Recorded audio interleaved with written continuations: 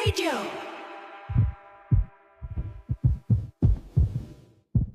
Itago niyo na lamang po ako sa pangalang Celine. 50 anyos na ako sa kasalukuyan. Gusto ko lang sanang ibahagi sa inyo ang nangyari sa amin ng first love kong si Diego. May 5 taon na ang nakakaraan. Lahat naman siguro tayo ay merong unang pag-ibig. Lahat naman siguro tayo ay may mga ala-alang paulit-ulit nating binabalikan kapag naririnig o nakikita natin ang ating first love. 16 years old lamang ako noong naging boyfriend ko ang kaklase kong si Diego. Crush ko na siya, kinder pa lamang ako noon. Hindi ako nagkagusto sa iba. Naalala ko nga na bago matapos ang bawat school year ay gumagawa ko ng paraan para manakaw ang mga ID niya. Meron akong karton ng sapatos noon kung saan ko inilalagay lahat ng ninakaw kong ID niya. Hindi siya naghinala na ako ang kumukuha noon sa bag niya. Madalas ko yung tingnan kapag nakakaramdam ako ng lungkot pag hindi ko siya nakikita tuwing summer vacation namin. Madalas kasi siyang nagbabakasyon noon sa probinsya nila sa Cebu at bumabalik na lamang pag magsisimula na ang klase.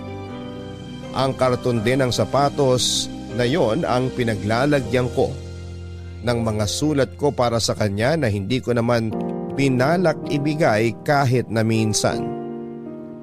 Hindi ko na inaasahan pa na liligawan ako ni Diego. Madalas siyang napapaligiran dati ng mga babae na di habak na mas maganda sa akin. Hindi naman kasi ako pansinin noon sa school namin. Kaya tinanggap ko na lamang ang katotohanan na hanggang pangarap ko lamang siya. Kahit aminado akong gabi-gabi ko siyang pinagdarasal noon para maging asawa balang araw. Hindi ko alam pero biglang nakinig ang Diyos sa mga taimtim kong dasal at nangyari ang matagal kong pinangarap. Isang araw ay nagpakita ng interes sa akin si Diego. Inakala kong pinagpupustahan lang ako ng mga kaibigan niya dahil uso yon sa school namin. Pero hindi naman pala. Inamin niya sa akin na gusto niya ako noong nakapagtapos kami ng high school. Halos malula ako noong inamin niya sa akin sa araw mismo ng graduation namin na gusto niya akong ligawan. Nagtaka ako kung bakit sa araw ng pagtatapos namin siya nag-decide na umamin. Sanagot niya ako at sinabing ang pagtatapos daw namin sa pag-aaral ang simula ng bagong kabanata ng buhay namin. At gusto niya raw noon na ako ang makasama niya sa pagbubukas ng bagong chapter ng buhay niya. Wala akong kasing saya nang inamin niya sa akin na matagal na siyang may gusto sa akin. Hindi lang daw niya ako nilapitan dahil ayaw niyang makasagabal sa pag-aaral ko. Alam kasi niyang importante ang pag-aaral ko dahil gusto ko maging valedictorian sa high school. Malaking tulong kasi yun noon, Papa Dudut, para makatungtong ako sa kolehiyo dahil hindi naman kami pinalad sa pera. Hinayaan niya akong mag-focus sa pag-aaral at nakontento na lamang na pinagmamasdan ako sa malayo. Inintay niyang makapagtapos ako ng pag-aaral bago nilapitan. Hindi ko na rin pinatagal pa ang panliligaw niya. Sinagot ko na siya pero nilihim pa rin namin yon. May mga ilan lamang na nakakaalam tulad na lamang ng bunsong kapatid ni Diego na si Netnet. Nangako kasi ako sa mga magulang ko na hindi muna makikipagrelasyon dahil kailangan kong unahin ang pag-aaral ko. Pumayag naman si Diego na ilihim muna namin yon. Nagawa naman naming patatagin ang aming relasyon sa loob ng 2 taon. Hanggang sa sumapit ang 3 taon ng relasyon namin. Doon na kami nagkaroon ng problema. Hindi nga nagpatuloy sa pag-aaral si Diego dahil kinailangan niyang makapagtrabaho kaagad. Sinama siya ng tiyuhin niya sa Cebu para doon mamasukan. Nagsulatan na lamang kami at paminsan-minsan ay nagtatawagan kapag may pera. Sa huling taon ng relasyon namin ay pinuntahan niya ako. Nagkita kami at napakasaya ko. Nag-celebrate pa kami ng 4th anniversary namin. Pero hindi ko inakalang yun na pala ang huling pagkikita namin. Hindi na siya muling nagparamdam pa. Dinamdam ko yon at kinasama ng loob dahil hindi man lang siya nakipaghiwalay sa akin ng personal. Bigla lamang siyang nawala at hindi na ako nagkaroon pa ng balita sa kanya. Nahirapan akong kalimutan siya dahil pinaikot ko sa kanya ang mundo ko. Hindi ko na maalala kung kailan ako noon totoong nakamove on sa kanya. Basta isang araw ay hindi ko na siya hinanap pa. Basta isang araw, hindi na masakit. Isang araw ay natanggap ko na lamang ang lahat at nakahanap muli ng pag-ibig sa katauhan ng aming kababatang si Ramon. Sa kanya ko ibinuhos lahat ng pag-ibig na sinayang ni Diego. Hindi ko na muling nakita pa si Diego ng ilang dekada. Hanggang isang araw makalipas ang mahigit 25 years, nagpakita siyang muli sa akin, Papa Dudut. Nagbalik siyang muli sa aming lugar.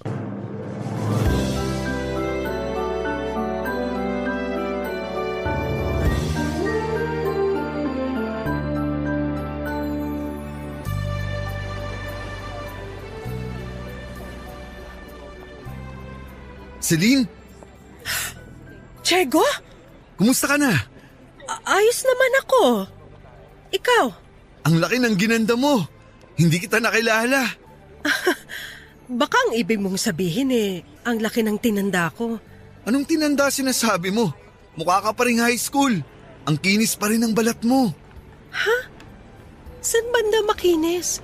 Napakasinungaling nito. Pwede ba kitang ipasyal mamayang hapon? Ipasyal?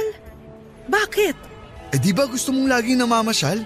Hindi mo naman ako kailangang ipasyal. Pumunta tayo ron sa bilian ng mga puto sa ikatlong kanto. Ililibre kita. Binayaran na kasi ni Nenet yung utang niya sa akin. Kasama mo na ulit bunsong kapatid mo? Hindi Ha? ba't... Hindi naman kami nagkaiwalay ni Nenet ha. Ano bang sinasabi mo? Diego, naguguluhan ako Pwede ba kitang mayakap? Mayakap? Bakit? Hindi ka ba nananabik sa yakap ko? Diego, ano bang sinasabi mo? Huwag mong sabihin may tampo ka sa akin. Diego, sandali Pwede nga. kitang suyuin. Alam ko naman kung paano kita mapapatiklop. Hindi kita maintindihan. Ano bang nangyayari sa'yo? Ikaw nga tong di ko maintindihan eh. Ano bang nangyayari sa'yo? Diego! Dahil ba di ako nakasulat agad sa'yo? Sinabi ko naman na maraming pinapagawang trabaho ang tsuhin ko. Diego, ang tagal na nun. Ayun nga eh. Ang tagal na nun pero parang di mo pa rin ako mapatawad. Teka, ayos ka lang ba? Oo naman. Ikaw nga tong parang wala sa sarili eh. Baka talagang kulang ka lang sa yakap. Lika nga. Huwag mo ako yayakapin! Hindi ba't gustong gusto mo ang yakap ko? Lagi mong sinasabi yan sa akin.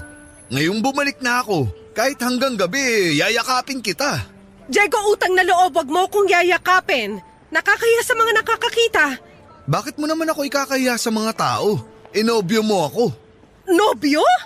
Mukhang nagtatampo ka pa nga sa akin. Sabi ko naman sa'yo isang yakap lang. Mawawala na lahat ng tampo mo. Halika dito para... Huwag mo akong hawakan! Sisigaw ako!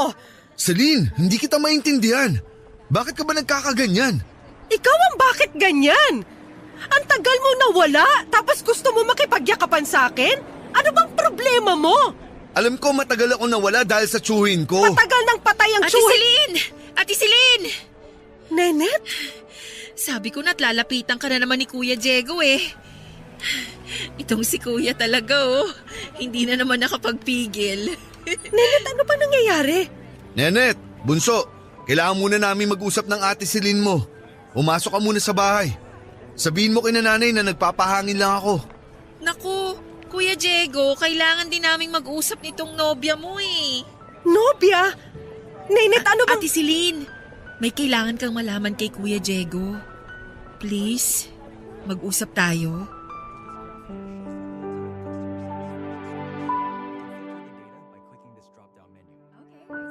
Si Nenet ang bunso at nag-iisang kapatid ni Diego at 5 taon ang tanda namin ni Diego sa kanya. Naging close kami nung naging kami ng Kuya Diego niya. Isa siya sa ilang mga nakakaalam sa relasyon namin.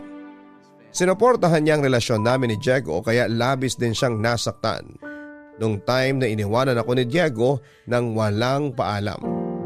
Ilang beses kong kinulit noon si Ninette para sabihin sa akin kung bakit bigla na lamang hindi bumalik si Diego sa amin. Tinikom niya ang bibig niya bilang respeto sa kahilingan ni Diego. Hindi na kami nakapag-usap ni Ninette dahil nagtampo ako sa kanya. Nanirahan na rin siya sa Cebu nang legal na siyang makapagtrabaho.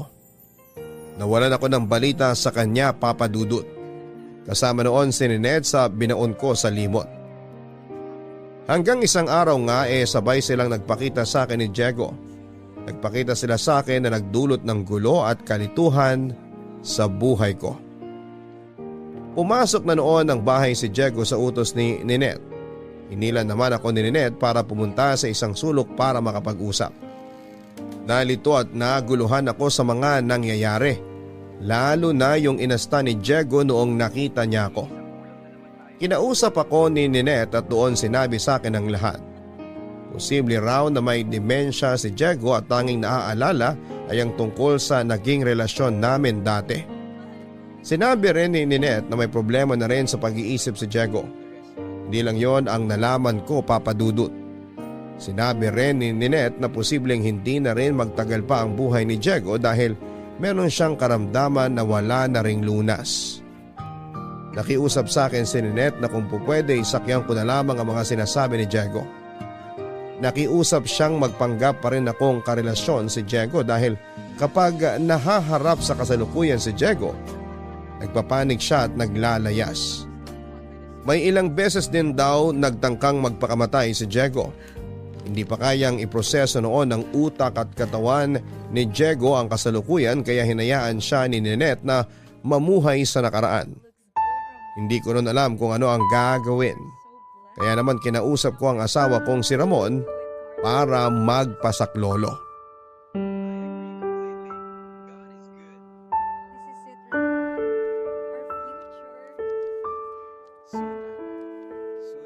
Ramon, nagbalik na si Diego. Babalik ka na ba sa kanya? Iiwan mo na ba ako? Ramon, Biro lang ang sinabi ko si Lynn ha. Huwag mong totohanin. Ramon, ang komplikado ng sitwasyon. Teka nga, ano ba nangyari? Babalik ka ba kay Diego? Ano ba naman si Lynn? Hindi ako babalik sa kanya. Pero Ano? kailangan ko. Ha? Makikipagbalikan ka talaga sa kanya? Grabe naman pambabasto sa akin yan. Hindi lang sa pagkatao ko, pati sa relasyon na to. Magpapanggap lang akong babalik sa kanya. Nalalabuan ako. Ano ba nangyayari? Ang nangyari, nakita ko siya kanina habang naglalakad ako pa uwi rito. Tapos ano? Na-inlove ka na ulit? Patapusin mo muna kasi ako. Pasensya na. Kinakabahan kasi ako sa mga sinasabi mo eh. Wala akong balak iwan ka. Wala akong balak makipagbalikan sa kanya. Nakita ko siya kanina at parang wala siyang naaalala na nagkahiwalay na kami. Parang ang nakaraan namin kasalukuyan pa rin sa kanya. Teka nga. Naguguluhan ako. May sakit sa isip si Diego. Ang tanging naaalala lang niya ay yung naging relasyon namin dati.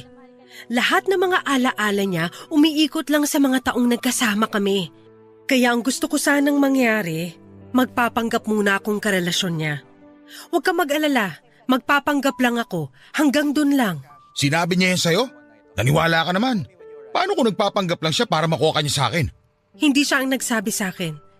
Yung bunso niyang kapatid. Si Nenet? Oo, at naniniwala ako sa kanya. Anong gusto mong gawin ngayon? Naaawa ko kay Diego eh. Marami siyang pinagdaan ng hindi maganda dati. Ilang beses siyang inabuso sa pinagtrabahuhan niya dati sa Cebu. At di mo naman kailangan saluhin yun para sa kanya. Hindi mo naman kasalanan yun eh. Hindi ko naman sinasabing sasaluhin ko ang nangyari sa kanya. Gusto ko lang pagaanin ang buhay niya, lalo na ang isipan niya. Gusto ko makatulong kahit sa maliit na paraan lang. Hindi maliit na bagay ang gagawin mo, Celine. Magpapanggap kang karelasyon niya. Paano naman ako? Kaya nga hihingi sana ako ng pangunawa mo. Alam kong mahirap para sa'yo itong gagawin Hindi ko. mo pwedeng ipaalam na lang sa kanya ang totoo? Hindi naman pwedeng habang buhay magpapanggap kang karelasyon niya. Hindi pwedeng habang buhay siyang mamuhay sa nakaraan. Ramon, hindi rin naman magtatagal ang pagpapanggap ko. Anong ibig mong sabihin? May taning na ang buhay ni Diego. Talaga? Hindi ko na alam kung anong sasabihin sa'yo, Celine. Gusto ko lang payagan mo kung gawin to. Ibalato na natin to sa kanya. Dapat nga hindi mo nagawin yan eh. Ipapaalala ko lang sa'yo ha. Iniwan ka niya nang walang paalam nun. Habang buhay kong maaalala yan. Masasaktan ka lang sa ginagawa mo. Binubuksan mo lang ulit yung nakaraan mo na dapat matagal nang nakasara eh. Wala nang epekto si Diego sa akin ngayon. Hindi mo masasabi yan. Kapag nakasama mo na ulit siya, baka… Ikaw na ang mahal ko. Pero kailangan ko lang gawin to. Ibigay na natin to kay Diego.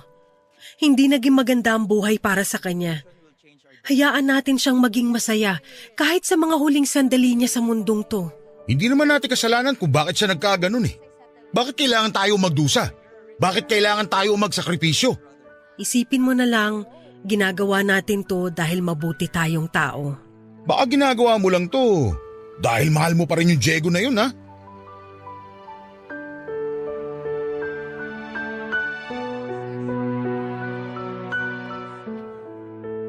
Hindi ko na mahal si Diego, yun ang sigurado ako noon. Ilang beses kong kinumbinse si Ramon para pumayag siya sa plano namin ni Net. Natagalan pero pumayag din naman siya, Papa Dudut, dahil na-realize ni Ramon na kailangan ni Diego ng tulong at pangunawa. Natakot lang si Ramon dahil alam niyang malaki ang naging parte ni Diego sa buhay ko. Sinabi nga niya na paano ba raw niya mahihigitan ang unang taong nagpakilala sa akin sa pag-ibig. Inumbinso ko naman siyang nakaraan na si Diego at wala nang dahilan para bumalik ako sa kanya.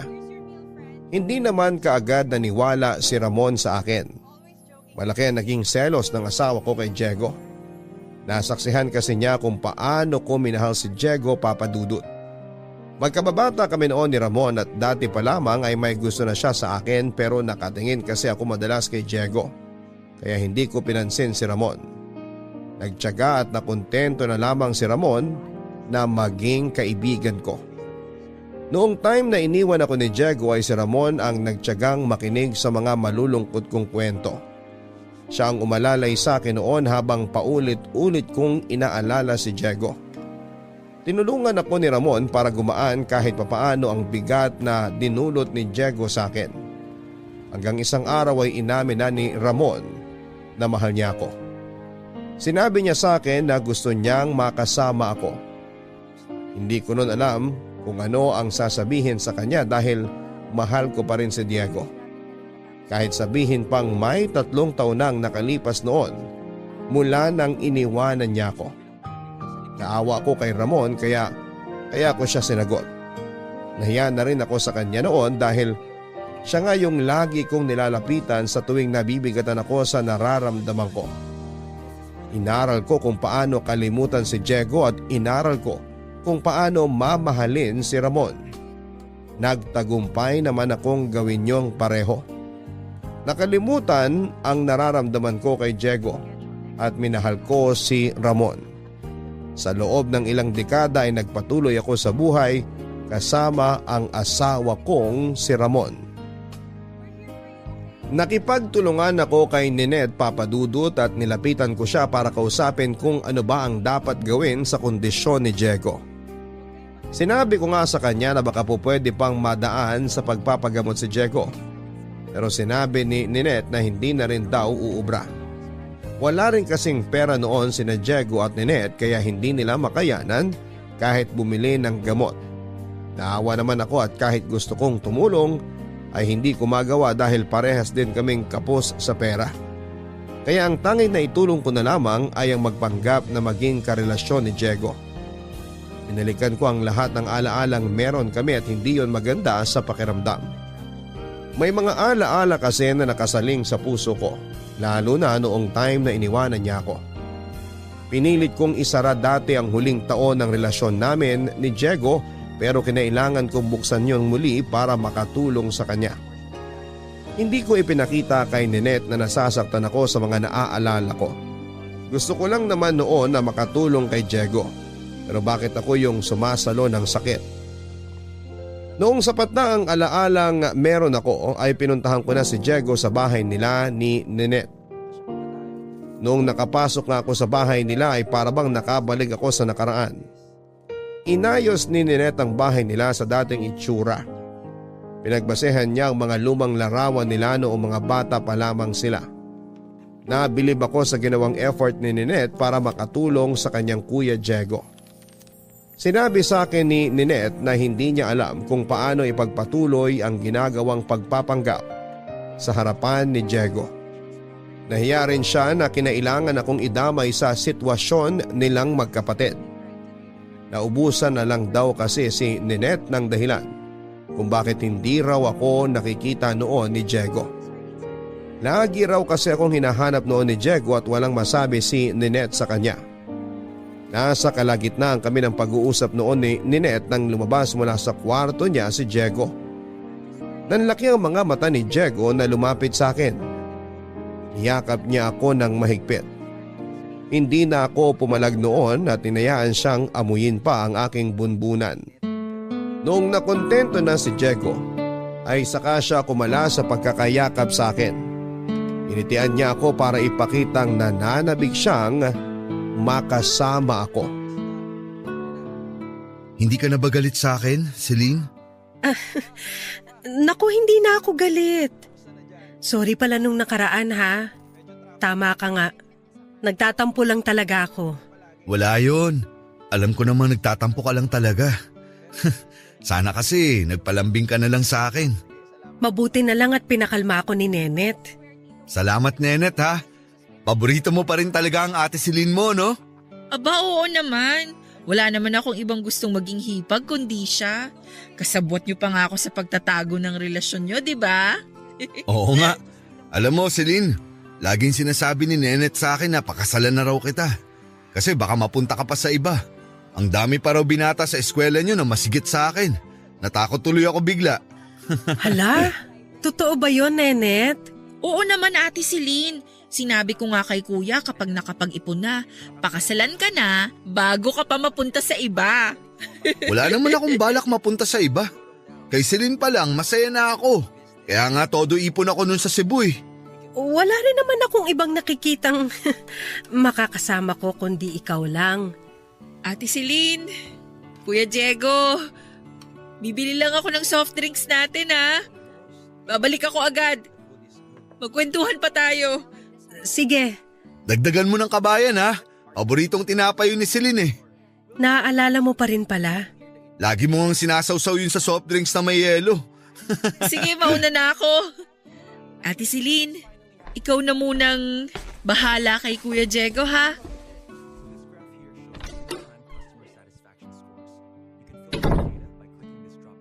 Kumusta ka naman, mahal ko? Ayos lang naman. Ang tipid mo namang sumagot. Baka naman may tampo ka pa rin sa akin.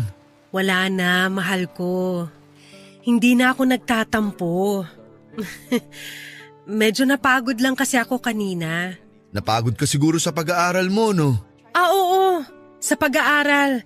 Ang dami kasing pinapagawa ng mga guro namin eh. Nakakapagod. Kumusta naman ang mga grado mo? Scholar ka pa rin ba ni Mayor? Hindi na. Ha? Bakit? Paano ang pag-aaral mo? Gagawan daw ng paraan ni nanay. Hayaan mo. Kapag bumalik ako sa Cebu sa susunod na buwan, padadalan kita ng pangmatrikula mo. Naku, wag na. Pumirmi ka na lang dito sa Maynila. Di ba nasabi sa'yo ni Nenet? Babalik ako sa Cebu sa susunod na buwan. Hinahanap ako ng tsuhin namin. Meron daw mas malaking trabaho na ibibigay sa akin sa Cebu pagbalik ko. Kaya kampante ako na makakatulong ako sa'yo sa pag-aaral mo. Hindi na kailangan.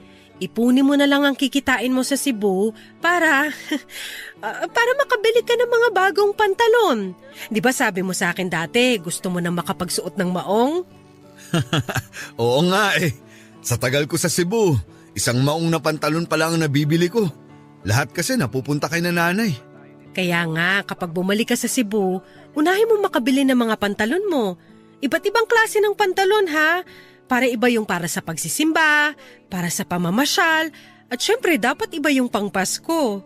Mas gusto kong mapunta ang pera ko sa pag-aaral mo. Alam kong pangarap mong maging maestra.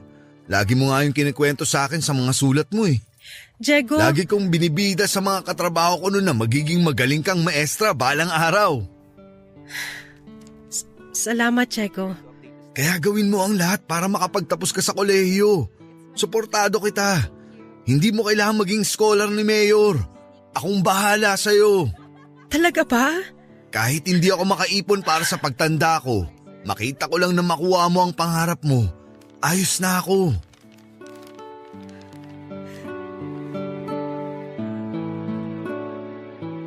Naiyak ako sa mga sinabi ni Diego sa akin. Hindi pa rin niya nakalimutan ang mga pangarap ko. Masakit sa akin na balikan yon dahil gusto ko na sanang kalimutan ang naging pangarap kong maging maestra o maging guro. Papadudot, natanggal ako bilang scholar ni Mayor dahil napabayaan ko ang mga grado ko. Napabayaan ko dahil sa huling taon ng pag-aaral ko ay saka naman ako iniwanan ni Diego. Nawalan ako ng direksyon sa buhay dahil sa lungkot na idinulot ng pagkawala ni Diego. Hindi ako pumapasok noon sa school dahil mas pinili kong tumambay sa mga paborito naming lugar para alalahanin ang masasayang sandali namin ni Diego. Ginamit ko rin ang perang baon ko para ipangtawag sa kanya. Hindi niya ako kinausap noon at tanging ang tiyuhin niya lamang ang humingi ng pasensya sa pag-iwas ni Diego sa akin. Papadudot, hindi ko na tinuloy pang mag-aral dahil nawala na ako ng gana lalo't wala na rin namang pag-asa na makapasa ako. Nagalit ang mga magulang ko sa ginawa ko pero wala silang nagawa para bumalik ako sa pag-aaral. Nagtrabaho na lamang ako bilang assistant ng isang kindergarten teacher para may pangtustos ako sa sarili ko. Hindi naging magandang epekto ng pagkaiwan sa akin ni Diego. Maraming bagay akong sinukuha noon lalo na ang pangarap ko. Sinukuhan ko na ring mabuhay noong naramdaman kong hindi na siya babalik pa sa akin. At dala ng sobrang lungkot ay nakunan ako, papadudot. Walang nakakaalam na nabuntis ako ni Diego sa huling beses na nagkasama kami. Binala kong sabihin yon sa kanya ng personal pero hindi na niya ako hinarapa. Hindi nga niya sinagot ang mga tawag ko. Hindi nalaman ng magulang ko ang tungkol sa pagbubuntis ko dahil iniipit ko ang tiyan ko noon. Bukod pa doon ay umalis na rin ako sa poder ng magulang ko para tumira na malapit sa napasukan kong trabaho. Hindi ko naalagaan ang pagbubuntis ko dahil masyado akong na-stress sa pakikipagbalikan kay Diego. Hindi ako nagpa-check up, hindi ako kumain noon ng masustansyang pagkain at hindi rin ako nakatulog ng maayos. Yun ang dahilan para bumigay ang sanggol na nasa sinapupunan ko. Naging doble tuloy ang sakit sa akin dahil nawala na nga si Diego. Nawala pa ang anak ko, papadudot. Lahat ng mga alaalang ito ay nagbalik sa akin dahil sa nakipaglapit akong muli kay Diego. Hindi ko na noon alam kung kaya ko pa nga bang ipagpatuloy yon, lalo't ako ang nasasaktan sa mga nangyayari. Kanina ka pa rito sa labas ng bahay natin ah. Nagpapahangin lang. May electric fan naman tayo sa loob ng bahay. Mas malakas ang hangin nun. May problema ba, Celine? Ramon, gusto ko nang tumigil sa pagpapanggap kay Diego. Akala ko ba gusto mong makatulong sa kanya? Natutulungan ko nga siya pero paano naman ako? Sinong tutulong sa akin oras na kapitan ako ng lungkot? Pwede mo nang ihinto kung hindi mo na kaya. Sana ganun kadali. Nakukonsensya naman ako kung bigla ko na lang tong ihihinto. Parang iniwan ko siya sa Eric kung ganun. Ganun din naman ang ginawa niya sa'yo dati. Hindi naman porket ginawa niya sa akin, gagawin ko na rin sa kanya. Ikaw kung… Ramon! Hala, anong ginagawa ni Diego rito? Hindi ko alam. Celine, anong ginagawa mo rito sa bahay ni Ramon? Saka ikaw, Ramon, kanina pa ako kumakaway pero di mo naman ako pinapansin. Pasensya na, Diego. Alam mo naman may kalabuan ang mga mata ko.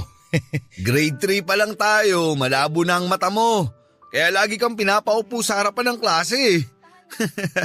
Lagi ka tuloy nauutusan ni Ma'am Cruz na magbura ng blackboard. Ano palang ginagawa mo rito, Celine? Di mo agad nasagot yung tanong ko kanina. May pinapakuha si nanay na mga… Pinapakuha nung nanay ni Celine yung mga pinatahin nilang kortina kay inang ko. Ganun ba? Celine, sana pala sinabi mo sa akin na pupunta ka rin rito kay Ramon. Para nagsabay na tayo. Biglaan kasi yung utos ni nanay. Ikaw, Bakit ka ba pumunta rito kina Ramon? Aayain ko sana siyang tumaya sa video karera dun sa kabilang kanto. May mga barya kasi ako rito eh. Naku, hindi ako pwede, Diego eh. Sabado kasi ngayon kaya… Sabado pala ngayon. Oo pala. Kailangan mo palang samahan sina inang at amang mo sa palengke, no? Oo eh. Kailangan kong samahan si Inang para bumili ng tela para sa mga in-order sa aming kurtina. Sabi ko sa'yo, matalas pa rin ang isipan ko eh. Andito ba sila ngayon? Gusto ko sana silang kamustahin.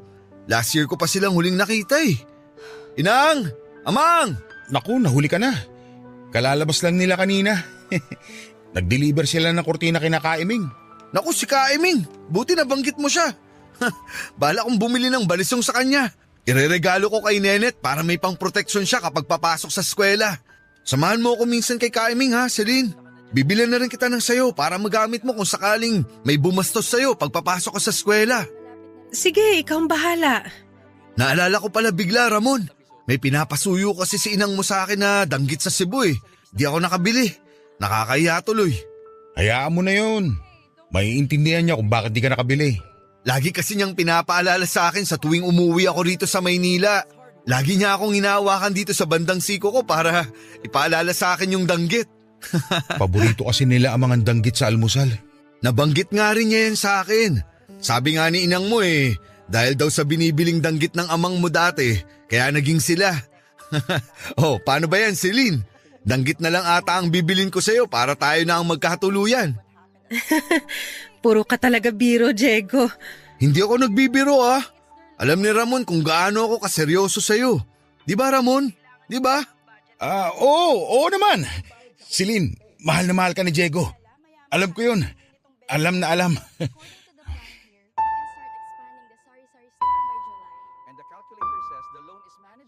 Hindi lang ako ang nanumbalik ang sakit dahil sa pagkalimot ni Diego. Pati si Ramon ay nadamay na rin, Papa Dudut. Nahirapan si Ramon kapag pinag-uusapan noon ng mga magulang niya. Nagpanggap na okay lang si Ramon sa tuwing binabalik ni Diego ang mga alaala ng mga magulang niya. Pinilit ng kalimutan ni Ramon ang nakaraan niya sa kanyang mga magulang dahil nag-iwan niya ng malaking peklat sa buhay niya. Matagal nang namatay ang mga magulang ni Ramon, Papa Dudut. 24 years old noon si Ramon nang pasukin ang bahay nila ng mga magnanakaw. Wala noon si Ramon dahil nasa trabaho siya. Stay-in na cook si Ramon sa Cavite. 2 beses lang sa isang buwan kung makauwi siya sa magulang niya. Gabi nung pinasok ng mga magnanakaw ang bahay ni na Ramon. Nakatulog ang mga magulang niya habang nililimas ang mga gamit nila.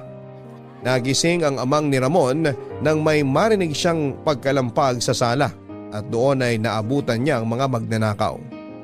Nagmakaawa ang amang ni Ramon na huwag silang sasaktan. Nung una ay tumupad naman sa usapan ng mga magnanakaw. Hinayaan ang kanyang ama na kunin lahat ng kailangan nila, huwag lamang silang sasaktan ni inang. Pero nag-ibang lahat ng nagising ang inang ni Ramon. Nagpanik ang kanyang inang at sumigaw. Yun ang dahilan para pagsasaksakin ng mga magulang ni Ramon. Narinig yon ng ibang kapitbahay pero hindi sila nakialam sa takot na madamay. Noong narinig nilang wala na ang sigawan ay saka sila humingi ng tulong noon sa barangay. Pero huli na ang lahat dahil binawian na ng buhay ang mga magulang ni Ramon. Kung napaaga lang daw ang pagsaklolo ng mga kapitbahay noon ay baka nabuhay pa sila. Nahuli naman ang mga magnanakaw at inamin lahat ng mga nangyari. Kinabukasan lang nalaman ni Ramon ang masamang balita noong itinawag sa kanyang trabaho ang masamang balita. Agad na umuwi noon si Ramon at doon ay bumungad sa kanyang katotohanan na wala na ang mga magulang niya. Yon ang nakaraang ayaw na sanang balikan pa ni Ramon. Pero nagawang ungkatin yun ni Diego nang hindi sinasadya dahil sa kanyang kondisyon. Ilang beses ko nang gustong umatras noon sa pagpapanggap, Papa Dudut. Pero para bang hinihila pa rin ako pabalik kay Diego. Nasasaktan ako noon sa tuwing na ibabalik sa akin ang mga ala-ala naming dalawa. Pero hindi ko maintindihan ang sarili ko kung bakit parang gusto ko pa rin noong pakinggan ang mga alaalang nilalatag noon ni Diego sa akin. Dahil sa pagkakalapit naming dalawa ni Diego, nakaramdam ako ng takot na baka bumalik ang pagmamahal ko sa kanya. Gaano man ako ka-secured noon sa relasyon namin ni Ramon, ay kinakabahan pa rin ako sa tuwing hinahawakan ni Diego ang mga kamay ko. Nakaramdam ako ng takot na baka muli akong bumigay sa kanyang mga salita, Papa Dudut. May ilang beses na napatunayan kong delikado ang lumapit pa sa kanya dahil nagbabadyang magising ang pagmamahal ko sa kanya na matagal ko nang pinatulog. Tuwing hapon ay nagkikita kaming madalas ni Diego sa dati naming paaralan sa high school. Doon kasi kami madalas nagkikita noong kami pa lamang dalawa para walang makakita. Kaya pinagpatuloy ko yon para isipin ni Diego na kailangan pa rin naming ilihim ang relasyon namin. Nakukonsensya na rin ako noon, Papa Dudut. Alam kong deserve niya noon na malaman ang totoong nangyayari sa kanya, pero natatakot kami sa magiging reaksyon niya oras na aminin namin sa kanya ang lahat. Madalas kaming tumatambay sa classroom namin noong 4th year high school kami. Nasira kasi ang pintuan kaya madali lamang makapasok doon. Laging nagdadala noon si Diego ng kikiam at palamig na merienda namin habang nakatambay. Marami siyang baong kwento noon at madalas iyong mga nangyari noong nag-aaral pa lamang kami. Madali ko namang nasasalo ang mga sinasabi niya dahil sariwa pa rin naman yon sa aking alaala.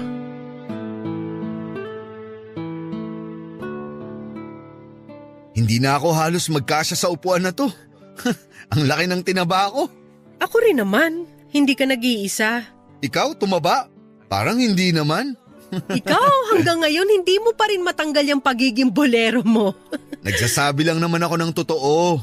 Nung high school nga tayo marami kang nabolang babae. Pinuri ko lang sila. Pero umasa sila na liligawan mo. Di ko na kasalanan yun. Gusto ko lang purihin sila pero wala akong balak makipagrelasyon. Hindi ko nga sila niligawan eh. Bakit nga ulit?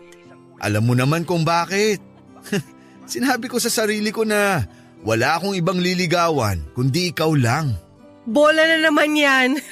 Ikaw lang naman talaga ang niligawan ko ah. Kahit tanong mo pa kay Ramon. O sige, naniniwala na ako. Celine, may aaminin pala ako sa'yo. Ano yon? Huwag kang magagalit ha. Kinakabahan naman ako. Ano ba yan? Naalala mo ba nung 3rd year high school tayo? Di ba nawala yung Filipino notebook mo? Oo nga. Ang alam ko may humiram nun tapos hindi na binalik sa akin. O nakalimutan lang ibalik. Hindi ko na alam. Mapapatawad mo ba ako kapag sinabi ko sa'yo na ako yung kumuha ng notebook mo? Talaga? Bakit hindi mo binalik? Ang tagal kong hinanap yun Hindi ko binalik kasi di ko naman talaga iniram. Kinuha ko yun sa bag mo. Alam mo bang napagalitan ako ng teacher natin dahil doon? Wala akong maipakita nung mag-check na ng notebook. Pinahiya pa ako ng teacher natin kasi sinabi niya na nagrarason lang daw ako na nawala ko yung notebook ko. Sinabihan pa akong tamad. Kaya nga natakot na akong ibalik sa'yo eh. Kasi alam kong magagalit ka. Bakit kasi kinuha mo nang walang paalam? Sana sinabi mo sa akin. Hindi naman ako madamot. Nagpapahiram naman ako ng gamit Nahihiya kasi ako sa'yo.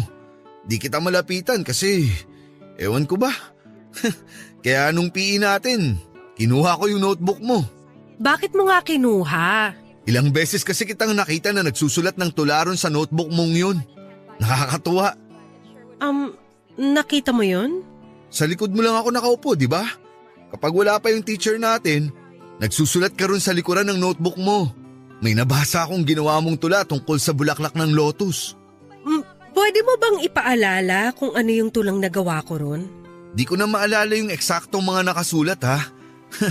Basta sabi mo, kahit masadlak man sa putikan, babangon ka pa rin maganda at walang bahid ng dumi. Basta parang ganun. Di ko na maalala eh.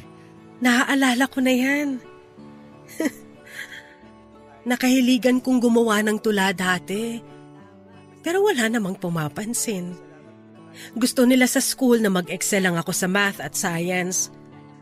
Alam mo, sa totoo lang, yung notebook na yon ang nakakaalam ng gusto ko at iba kong kakayahan. Sorry kung ninakaw ko ha. Babalik ko rin naman sana eh. Gusto ko lang namang mabasa yung mga tula mo.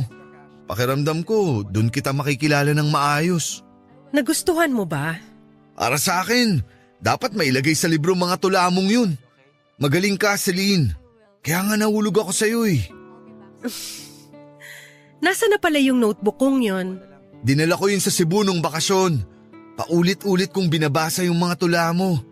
Kapag naaalala kita, binubuklat ko yun. May aaminin din ako sa'yo. Ano yun? Ninakaw ko lahat ng mga ID mo nung nag-aaral pa lang tayo. Alam ko. Ha? Alam mo? Nagtataka ako kung bakit laging nawawala yung ID ko bago matapos yung school year. Parang sinasadya. Tapos nahuli kita nung grade 5 pa lang tayo. Bakit di mo sinabi? Kasi gusto kong ipagpatuloy mo lang yung ginagawa mo. Ewan ko pero nakakakilig eh. Nakakahiya naman. Ayos lang yun. Kaya nga lagi kong nilalagay sa harap ng bulsa ng bag ko yung ID ko. Para pagkatapos ng school year, madali mo yung makukuha. Sinasadya mo pala yun? Akala ko naman wala ka talagang pakialam. Para di ka na mahirapang magalungkat pa ng bag ko. Grabe naman. Mula nung nahuli kitang kinukuha ang ID ko, dun ko naisip na magandang kwento yun sa mga magiging anak natin. Bahala kong ikwento sa kanila na patay yung nanay nila sa akin. Mga anak? Ay, Celine, kaya mo bang tuparin yung pangarap ko? Papayag ka bang pakasalan ako? Papayag ka bang bumuo tayo ng pamilya? Diego. Pakasalan mo ako. Pangako ko sa'yo, gagawin ko ang lahat maging kontento ka lang sa piling ko. Diego. Celine, pakiusap. Hindi pwede. Sorry.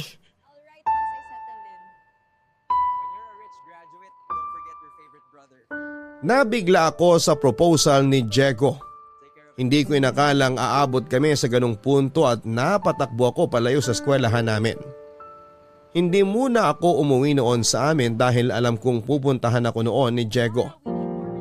Sumakay ako ng bus at wala na akong pakialam noon kung saan man ako dalhin. Umiyak ako sa loob ng bus noon, Papa Dudut. Wala na akong pakialam kung nakatingin sa akin ang mga ibang kasabayan ko. Inaalala ko yung eksenang nag-propose sa akin si Diego.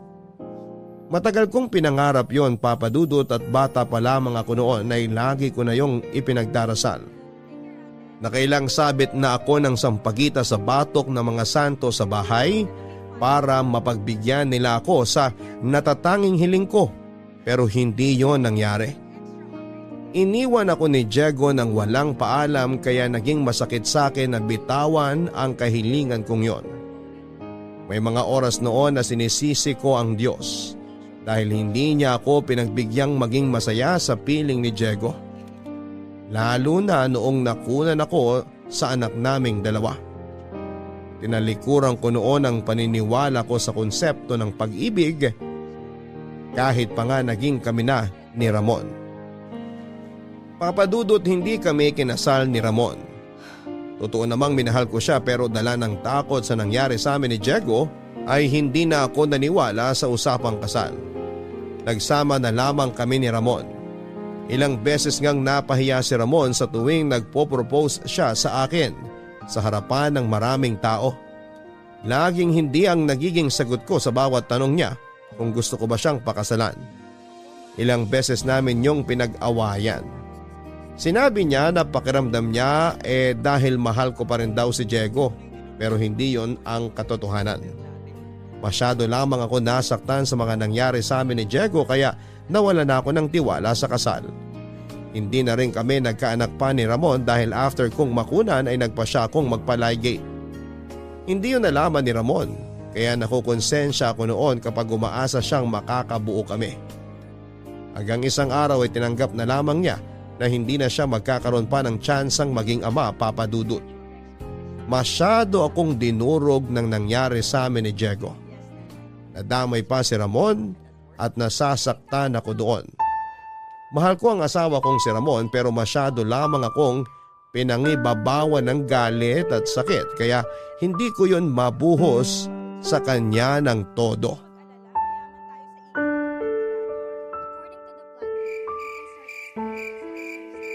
Celine, kanina pa ako nag-aalala sa'yo. Saan ka ba pumunta? Gabi na. Hindi ko alam kung saan ako nakarating. Basta sumakay lang ako ng bus tapos, ayun, hindi ko alam. Hindi mo sinagot ang mga tawag ko. Kala ko kung ano na nangyari sa'yo. Ayos lang ako. Kailangan ko lang makapag-isip-isip. Ano ba nangyari? Ilang beses dumaan dito si Diego. Hinahanap ka. Nagpapatulong na hanapin ka. Nag-propose si Diego sa akin kanina. Oh, tapos? Tumanggi ako. Na dapat lang naman. Hindi ko na alam yung mararamdaman ko, Ramon. Tahan na. Kanina, ang dami naming pinag-usapan tungkol sa nakaraan. Masaya namang alaala yung mga yon pero ang sakit ng balikan. Bakit ang sakit balikan? Bakit? Kasi minsan naging masaya ka sa mga alaalang yun. Kasi minsan, hindi mo inakalang matatapos yun. Ramon, wala na akong dapat maramdaman para kay Diego eh. Dapat awa na lang, di ba? Yun naman ang usapan, di ba? Mahal mo pa rin ba siya? Hindi ko alam. Kailangan alamin mo. Ramon, Mahal kita. Ano man ang maging desisyon mo, basta tatandaan mo lang na mahal kita. Ramon. Halika rito. Yakapin mo ako. Nakakatakot ang nangyayari sa'yo. Baka sakaling makatulong kapag niyakap mo ako. Mahal na mahal kita, Ramon, pero... Anong ibig sabihin nito? Diego! Kulang na lang maghalikan kayong dalawa. Magpapaliwanag ako! Magpaliwanag ka talaga, Celine. Huwag mo siya sigawan! Bakit? Sino ka ba para utusan ako? Kaibigan ka lang namin ni Celine. Diego, pakiusap! Alam mo, Ramon, matagal ko nang alam na may gusto ka kay Celine. Hindi kita pagbabawalan doon. Hindi kita sisisihin sa nararamdaman mo. Pero yung salisihan ako, hindi tama yon. Hindi mo alam ang sinasabi mo! Ramon, wag mo na siyang patulan. Sabihin mo nga sa akin, Celine. Kaya ba tumanggi kang pakasalan ako? Dahil ba to kay Ramon? Sabihin mo! Diego! Sabihin mo! Mahal kita, Celine. Wala akong ibang minahal kundi ikaw. Tiniis ko malayo sa'yo para mabigyan ka ng magandang buhay kasi alam ko kailangan mo yun. Diego! Sinakripisyo ko huwag kang makasama para lang makapag-ipon ako. Para sa'yo. Para sa atin. Para sa magiging pamilya natin. Tapos... Tama na, Diego! Halika! Doon tayo mag-usap! Huwag mo ako hawakan! Traidor ka, Ramon! Traidor ka, Celine! Kumalma ka, Diego! Parang awa mo na! Anong ginawa ko sa inyo? Bakit ginanito niyo ako? Anong mali ko? Anong ginawa ko? Diego, mag-usap tayo. Parang awa mo na. Kumalma ka! Huwag mo ako hawakan! Malandi ka, Celine! Malandi ka! Mamatay ka na sana, Celine! Mamatay ka na! Bawiin mo lahat ng sinabi mo kay Celine! Kung ayaw mo mas paduguin ko bibig mo! Mamatay ka na rin, Ramon! Mamatay ka na! Bawiin mo lahat ng sinabi mo! Mamatay na kayong lahat!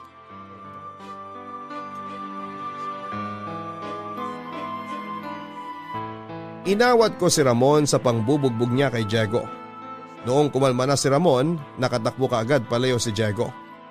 Hindi ko naman maiwan noon si Ramon kaya hindi ko nahabol si Diego. Inisip kong umuwi lang siya sa bahay nila pero nagpunta si Ninette sa bahay namin para alamin kung andun daw ba si Diego. Doon na kami nag-worry dahil hindi pala umuwi si Diego noon. Sinabi ko kay Ninette lahat ng mga nangyari, Papa Dudut. Inasahan kong magagalit siya at maunawaan ko naman yon pero napaiyak na lamang si Ninette habang pinapakinggan ang mga sinasabi ko. Naintindihan niya kung bakit ganon ang reaksyon ni Ramon sa ginawa ni Diego. Hiningi ko ng pasensya ang pananakit ni Ramon kay Diego pero sinabi ni Ninette na wala kaming kasalanan sa mga nangyari. Yun nga raw talagang magiging epekto dahil sa patuloy naming pagpapanggap. Naisip ni Ninette na sabihin na kay Diego ang katotohanan pero nagdadalawang isip siya dahil baka mas lalong mapasama ang kuya niya. Hinanap namin noong gabing yon si Diego. Nireport na rin namin sa barangay ang mga nangyari. Sinisi kami dahil sa mga ginawa naming pagtatakip. Pero hindi na lamang namin nilaban ang dahilan namin dahil wala namang totoong makakaunawa ng sitwasyon naming lahat. Hindi namin nakita si Diego, hindi ako nakatulog noon sa pag-aalala, Papa Dudut. Sinisisi ko ang sarili ko at sana'y pumayag na lamang ako noon sa inalok niyang kasal para hindi na kami umabot sa ganung punto. Kaso naisip ko na paano kung matuloy ang kasal na yon? Paano na lamang si Ramon? Papa Dudut, wala na akong ibang gustong makasama sa kasalukuyan kundi si Ramon. Pero sa tuwing naiisip kong kailangan ako ni Diego ay bigla akong naguguluhan. Nakahiga na ako noon sa kama nang nagpa siya akong hanapin si Diego ng mag-isa. Dahan-dahan akong umalis sa kama at nang nasiguro kong hindi na ako napansin ni Ramon na bumangon ay saka ako nagbihis para lumabas na ng bahay. Hindi ko alam noon kung saan ako pupunta para mahanap si Diego. Kabado man ay ipinagpatuloy ko ang paglalakad kasabay ng pag-iisip kung saan ba pwedeng pumunta si Diego. Natakot ako dahil madaling araw na yon at halos wala ng tao sa paligid ko. Nilakasan ko ang loob ko para hanapin si Diego. Napadpad ako sa lumang paaralan namin. Sinubukan ko siyang tignan kung andun ba siya sa classroom namin pero wala. Inisip ko ulit kung saan ba siya madalas nagpupunta dati. Nagpunta ako sa bus terminal dahil dati kapag nai-stress na siya sa pamilya niya ay doon siya tumatambay. Sinabi niya na yung ingay ng mga busina ng mga bus at mga nagmamadaling tao ang nagbibigay ng kapayapaan sa kanya. Pero wala rin siya noon doon. Napagod na ako sa kakaikot noon, Papa Dudut, pero hindi ako sumuko. Naupo muna ako sa gilid ng bangketa para makapag-isip pa. Nanakit na ang ulo ko sa kakaisip. Nanakit din ang puso ko habang binabalikan ang mga lugar na posible niyang pinuntahan.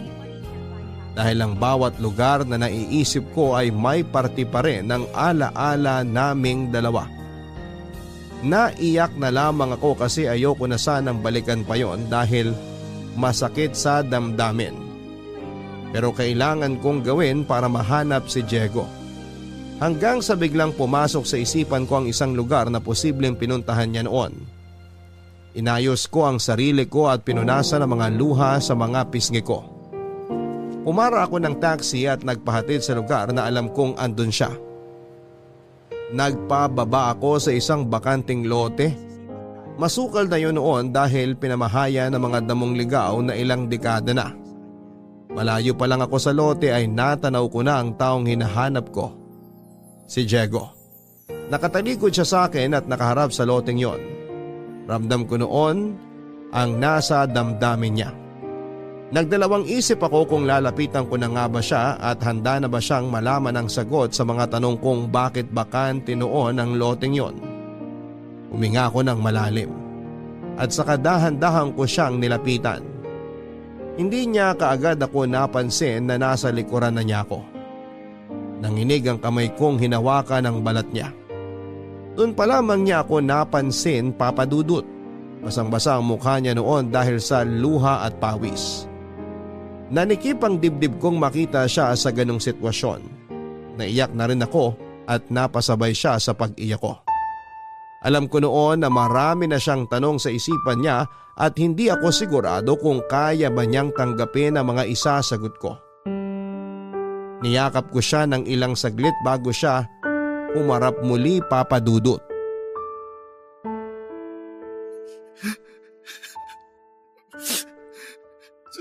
Celine, ano na bang nangyayari? Diego! Pumunta ako rito para makita ang chapel. Pero Bakit wala? Andito lang yun nung nakaraang buwan, di ba? Alam ko, andito pa yun eh. Diego, mabuti pa umuwi na tayo. Bakit ang bilis nilang giniba yung chapel? Tapos, ang bilis na buhay ng mga damong ligaw. Bakit? Bakit ganun? Tsaka ko nasasabihin sa'yo kapag nakaalis na tayo rito. Hindi! Hindi! Ayoko! Diego! Bakit bakanting lote na lang to? Nasaan na yung chapel? Hindi ko alam. Bakit hindi mo alam? Nandito lang tayo nung nakaraang buwan, di ba? Naglakad pa tayo ng sabay papunta sa altar. Kasi Nagpa-practice tayo ng lakad natin kapag kinasal na tayo, alam ko. Natatandaan ko. nakasuot ka pa ng pink na bestida. May bulaklak pa sa laylayan, di ba? Nakasuot ka rin ng puting t-shirt na regalo sa'yo ni Nenet nung birthday mo, nung mag-19 ka. Namitas pa ako ng santan para hawakan mo habang naglalakad tayo sa altar. Hinaluan mo pa nga ng dahon ng pandan at binalot pa sa Manila paper para magmukhang bouquet. Nasaan na yung chapel, Celine? Bakit nawala? Siguro kasi kailangan mawala na nun kasi masyado ng luma. Hindi na kasi ligtas na puntahan, na dalawin. Delikado na kapag pinasok pa ng mga tao. Kailangan mawala nun para mapalitan ng bago. Yung mas maganda, mas matibay, mas kaya makipaglaban sa panahon. Hindi. Mas maganda yung luma. Kasi marami nang nadinig na hiling at mga dasal yun.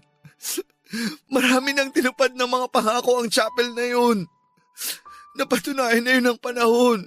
Alam ko, pero... Nakita ng chapel na yun kung gaano kita kamahal. Alam ko. Nangako ako sa chapel na yun, Celine. Nangako ako na kapag bumalik ulit ako rito mula sa Cebu, pakakasalan na kita. Kahit wala pa akong pera. Gusto kitang pakasalan. Gusto kong mangako sa'yo na gagawin kong maayos ang buhay mo. Gusto kong tuparin yung pangako na yun. Halika na, Checo.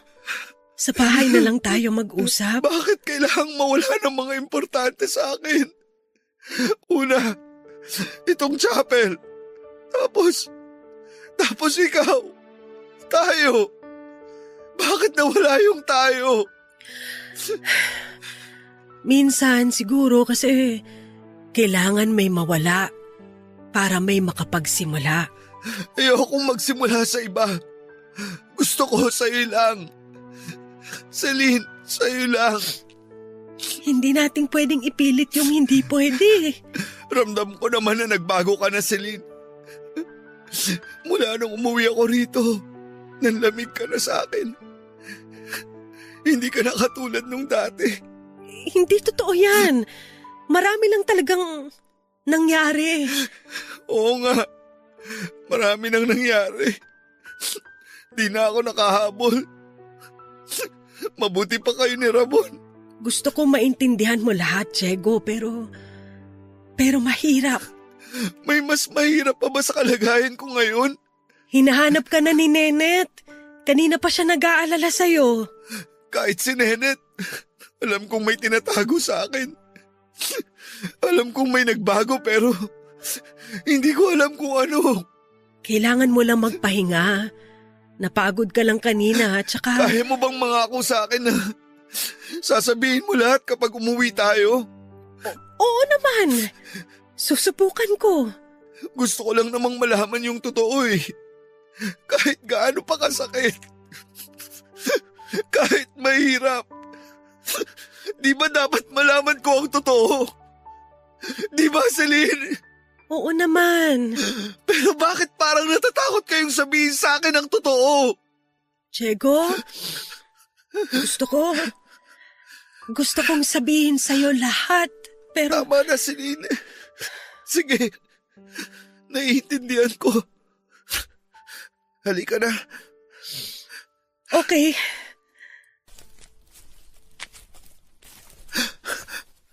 Celine, Bakit? Nahihilo ako. Konting lakad na lang makakasakay na tayo. Diego! Diyos ko! Diego! Gumising ka! Parang awa mo na, Diego! Tulong! Diego! Diego, please! Gumising ka! Diego! Tulungan niyo kami! Tulong!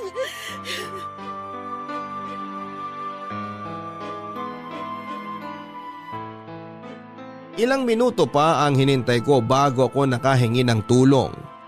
Mabuti na lamang at may dumaang jeep sa lugar na yon. Tinulungan ako ng jeepney driver na buhatin si Diego. Inatid kami ng driver sa pinakamalapit na ospital. At habang nasa loob ng jeep ay hindi ako mapakali, Papa Dudut. Nanginginig ako dahil baka hindi na gumising pa si Diego. Panayang dasal ko noon, Papa Dudut. Natakot ako sa mga nangyayari noong nasa ospital na kami. Inasikaso nila agad si Diego at nakitawag ako sa ospital para makausap si Ramon. Nagmamadali akong pinuntahan ni Ramon, kasama niya noon si Ninette na walang tigil ang pag-iyak. Sinisi ko ang sarili ko dahil hindi ko natansya ang sitwasyon namin ni Diego. Sinabi kong lahat kina Ninette at Ramon ang mga nangyari. Pinaliwanag ko sa kanila na nagpanik si Diego dahil hindi niya nakita ang lumang chapel. Ilang dekada nang mula nang ginaba ang chapel na yon dahil sa sunog.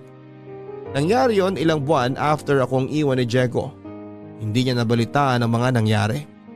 Kaya laking gulat niya noong nakita niyang bakanteng lote na yon at napamahayan pa ng mga ligaw na damo. Hindi nakaganda sa kalagayan ni Diego ang nakita niya. Yun din ang sinabi sa amin ng doktor. Papadudod sa paglipas ng mga araw ay lumubha na ang kalagayan ni Diego. Nalungkot si Diego ng sobra at yon ang isa sa mga dahilan kung bakit bumagsak na rin ang katawan niya.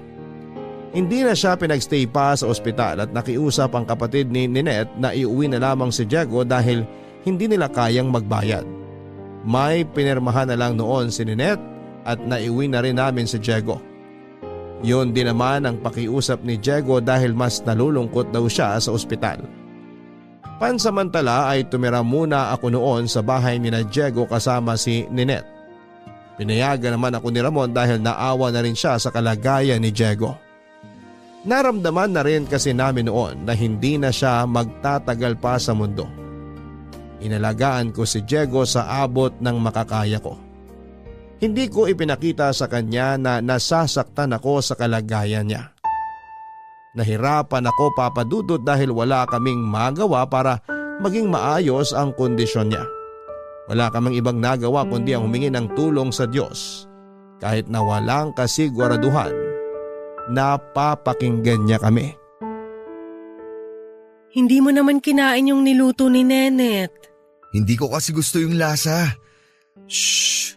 Huwag mong sabihin ha. Oo, atin-atin lang yun. Ang laki na ng eye bags mo. Kakapuyat. Dahil sa akin no, nakonsensya tuloy ako. Uy, hindi ah. Napupuyat kasi ako kakanood ng TV.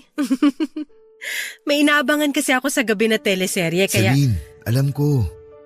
Hindi ka umaalis sa tabi ko para mabantayan lang ako.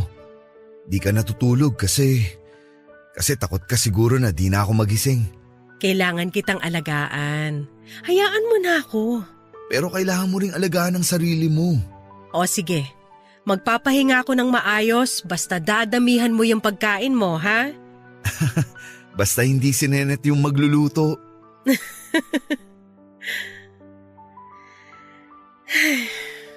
Celine? Napatawad mo na ba ako? Para saan? Sa pag-iwan sa'yo nun. Wala yun. Ayos lang naman kung hindi. Kasalanan ko naman. Hayaan mo na nga yun. Hindi mo alam kung ilang beses ako natuksong tawagan ka. Balikan ka. Pero hindi mo ginawa. Kasi naduwag ako. Parang di ko kayang harapin ka. Ayokong makitang galit ka sa akin. Ayokong maramdaman na namumuhi ka sa akin. Nasaktan ako noon, Diego. Oo, yun ang totoo. Pero ayoko nang mabuhay sa galit. Kaya pinatawad na kita. Kung di lang ako nagpasindak sa nanay mo. Anong ibig mong sabihin? Huwag mong sasabihin sa kanya ha. Oo naman. Kinausap ako ng nanay mo. Pinuntahan niya ako rito sa bahay. Alam na pala nila ng tatay mo na may relasyon tayo. Nung pinuntahan ka ni nanay, inaway ka ba niya? Hindi naman. At kung aawahin man niya ako, ayos lang. Alam kong pinoprotektahan ka lang niya dahil nanay siya. Gusto lang niya yung makakabuti para sa'yo. Diego, anong sinabi sa'yo ni nanay? Pinapalayo niya ako sa'yo. Huling taon mo na kasi sa kolehiyo. Alam niyang makakasagabal kung nasa tabi mo ako. Hindi naman totoo yun eh. Ikaw pa nga tong naging inspirasyon ko para pagbutihin ko ang pag-aaral ko. Pero di kasi yung nakita ng nanay mo. Hindi ko alam na ganyan pala ang nangyari. Sana nalaman ko para… Gusto kong sabihin sa'yo yung totoo. Nalalayo ako kasi ayoko makasira sa pag-aaral mo. Ayoko sanang lumayo, Celine. Pero sa tuwing nagkukwento ka sa akin tungkol sa pangarap mong maging teacher, nadudurog ako. Paano kung ako pala yung hadlang sa pangarap mo? Bakit hindi mo ko pinaglaban? Kasi gusto kong ipaglaban mo yung pangarap mo. Ang unfair naman nun, Diego. Hindi mo man lang ako kinausap. Hindi mo man lang sinabi sa akin yung totoo. Akala ko ba importante na magsabi ng totoo? Yung totoo? Wala naman talagang may gustong malaman yung totoo. Yun ang totoo. Huwag mo akong paikutin. Nasaktan ako sa ginawa mo. Hindi mo ako binigyan ng tsansa na ipaglaban ka, na ipaglaban tayo. Hinayaan mo ako mag-isa. Halos mabaliw ako noon kakaisip kung saan ako nagkamali para iwan mo na lang ako ng ganun-ganun lang.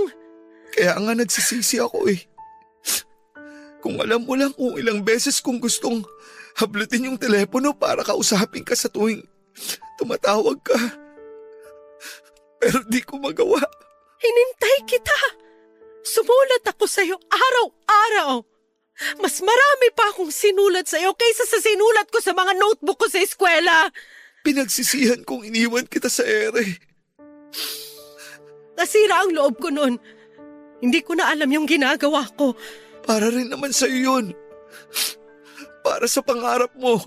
Nawala yung pangarap ko mula nung iniwan mo ko. Celine. Pinabayaan ko ang pag-aaral ko. Kasi alam mo kung ano yung totoo? Ikaw yung totoong pangarap ko. Ikaw yung matagal kong pinagdasal. Bata pa lang tayo, alam kong ikaw na yung gusto kong makasama sa pagtanda. Pero anong ginawa mo, Diego? Sinira mo ang pangarap kong yon. Patawad, Celine. Kaya nga ako bumalik ngayon. Kasi gusto ko… Wala ka nang babalikan, Diego! Alam ko. Kaya lang naman ako bumalik para sabihin sa'yo lahat. Para maisara mo na yung libro nating dalawa.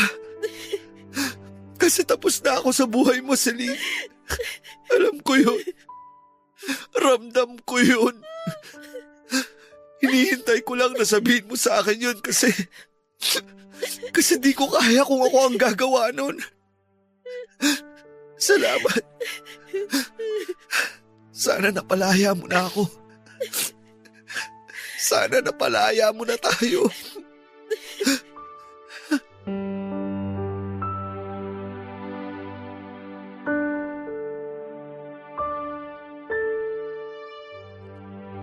Yun lang naman pala ang kailangan ko, ang makausap noon si Diego para maisara ko na ang lungkot sa puso ko.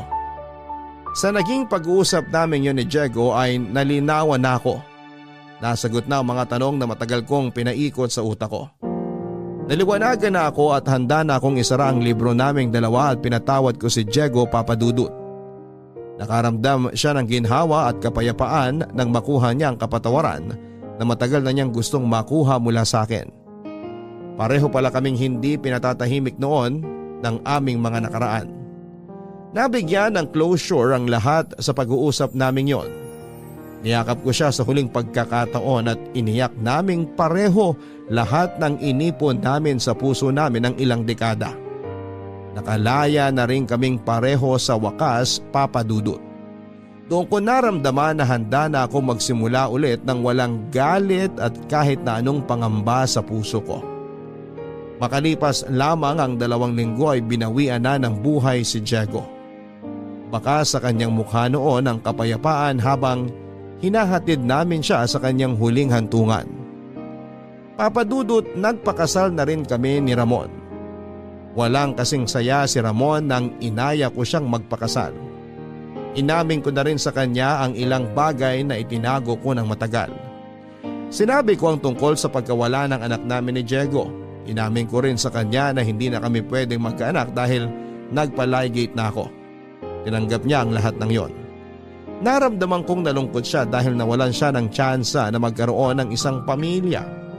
Pero sinabi niya sa akin na ako ang pamilya niya. Sinabi niya na hindi naman kailangang may anak para mapatunayan lamang na pamilya kami. Sa ngayon ay lumipat na kami sa probinsya, Papa Dudut. Iniwan na namin ang naging buhay namin sa dati naming lugar. Hindi pa huli ang lahat para makapagsimula kami ulit. Kahit sabihin pang may edad na kami ay hindi pa rin kami nawala ng loob na magiging maganda ang bunga ng pagsisimula namin. Hindi pa huli ang lahat. Maraming salamat po sa pagbasa ng aking liham. Ang inyong kapuso at kabarangay, Celine. Lahat naman tayo ay naghahangad ng sagot sa mga tanong na iniwan sa atin ng mga taong parte ng ating nakaraan. Hindi masamang alamin ang mga sagot lalo't alam mong makakatulong yon sa pag-usad mo sa kasalukuyan. Masakit para sa ilan na hindi na nakakuha ng sagot o closure mula sa mga nangyari. Hindi nila tanggap sa kanilang nakaraan. Kung sakali mang pinagdamutan kayo ng panahon sa mga sagot ay sana'y makayanan nyo pa ring magpatuloy